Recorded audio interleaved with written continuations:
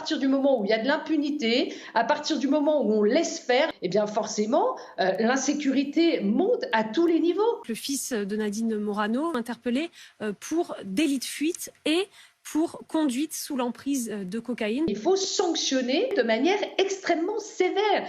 Le délit de fuite est traité selon l'origine de l'auteur. Grégoire Morano, 35 ans, fils de l'eurodéputée Nadine Morano, a été condamné qu'à 8 mois de prison avec sursis pour un délit de fuite suite à un accident de la circulation alors qu'il était en plus sous emprise de cocaïne. Vous vous rendez compte? On a eu avant ça une affaire de Naël Merzouk, un adolescent de 17 ans d'origine maghrébine, lui qui a été abattu par un policier qui est devenu millionnaire. On peut avoir donc une analyse intéressante, celle de la justice qui est dure avec les faibles, homicide volontaire avec cagnotte de 1 million et douce avec les forts, relaxé pour rien et puis un sursis anormal. Alors les deux n'ont pas commis véritablement la même infraction, mais tout revient au même. L'un a commis un refus d'obtempérer, Naël, l'autre un délit de fuite, Grégoire Morano. Sur le plan légal, ce sont deux délits différents, mais dans tous les cas, on peut voir les mesures prises par la police, les mesures prises par la justice, quand deux personnes sont différentes. Est-ce que c'est prémédité par les origines? C'est réduire la justice à ça? C'est réduire les institutions aussi à ça? Quand on voit aussi l'acte de Pierre Palmade qui, lui, n'a encore rien eu, et qui continue ses soirées en disco, malgré qu'il ait pris la vie de personne. Les deux poids deux mesures est devenu une gouvernance internationale. Il faut savoir qu'aussi le fils de Morano, c'est pas la première fois qu'on le reprend avec de la drogue,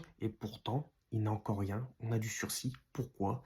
La complaisance politique, on voit que c'est le fils d'une eurodéputée, donc on laisse ce genre de personnes passer. Donc c'est ça que j'ai du mal à comprendre, c'est cette démocratie, cette justice un peu à géométrie variable. Il est important de comprendre un peu les enjeux qui en détournent. C'est qu'on voit des récupérations politiques quand ça vient d'un jeune de quartier et que quand c'est une personne qui est protégée par sa mère eurodéputée, on a une influence qui est différente. Et notamment dans les médias, moi c'est surtout ça qui me perturbe le plus, c'est les médias qui eux n'en parlent pas. C'est pas mon travail, moi je suis pas journaliste, moi je relaie juste les informations et quand je vois ce genre d'événements, c'est assez terrible. Dites-moi en commentaire ce que vous en pensez, je trouve ça très choquant.